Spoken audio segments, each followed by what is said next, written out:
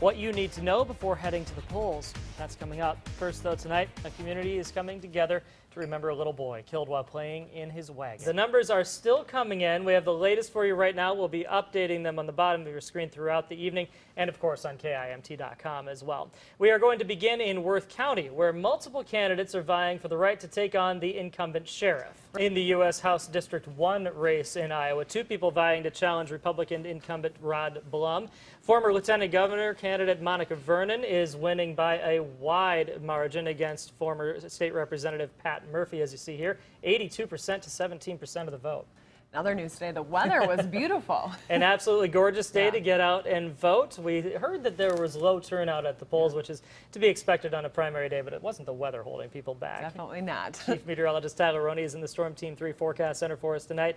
What is it going to look like for the rest of the week? I hope more of the same. And speaking of voting, we want to give you an update on some of the races in the U.S. House District 1 race. We have one race being called.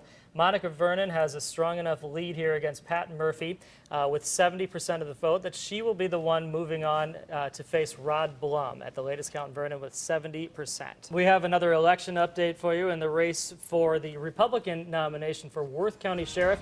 Dan Fank has defeated Mark Wolben, so Fank will be taking on the incumbent Sheriff Langenbaugh in November. State fans want that to be the permanent helmet. It's not going to happen. It's going to be 3 or 4 games throughout the year.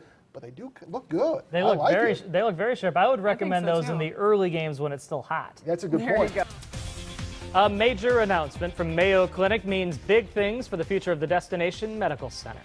Downtown Rochester is going to see some big changes as Mayo Clinic expands their research space. 3.5 years after a dramatic crash of a small plane, federal investigators say they are finally getting ready to issue a final report. Nobody was seriously hurt in the crash back in December of 2012.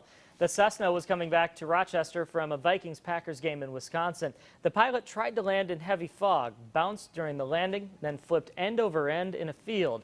According to NTSB records, the final report of probable cause is being finished and will be released on July 21st. A sentencing date has been scheduled for a former North Iowa mayor charged with fraud. Randy Severson, who used to be mayor of Northwood, was set to stand trial beginning tomorrow, but he's changing that plea and has a new hearing set. He's accused of using names of family members, customers, and others without their knowledge to secure a line of credit for his business. A plea change hearing is now scheduled for June 20th. The FDA says anybody with a peanut allergy or sensitivity who's an affected product on them should either throw it out or return it to the store where it was purchased. Those can be dangerous. Yes, at least ho-hos don't make the list. Oh, thank heavens. Yeah.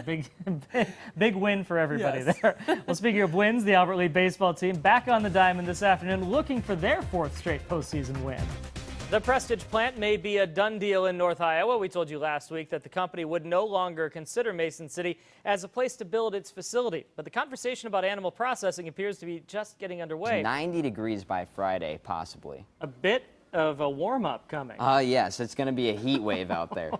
Humidity with it? It will, unfortunately. That's the kicker right there. It is. It's going to be miserable for a little bit. All right, well, we'll have to remember what it felt like in the wintertime. Yes. That'll help. Thanks, Brandon. Well, while we have a fairly quiet week ahead, aside from that heat wave, of course, the East Coast is preparing for a major storm. Tropical Storm Colin developed in the Gulf of Mexico. A Charles City man who was convicted of sexually abusing a teen boy heard his sentence in Floyd County today. Golden State is up 2-0 in the series, and they won game 1 and 2 by a combined 48 points. That's the largest differential in the first 2 games of the NBA Finals in history. So, yeah, crazy. That should be a first place versus a last place team, not the top 2 in the league. Exactly. Unbelievable how good Golden State is this year. Thank you very much, Brittany. Stay with us. Eye on Politics up next.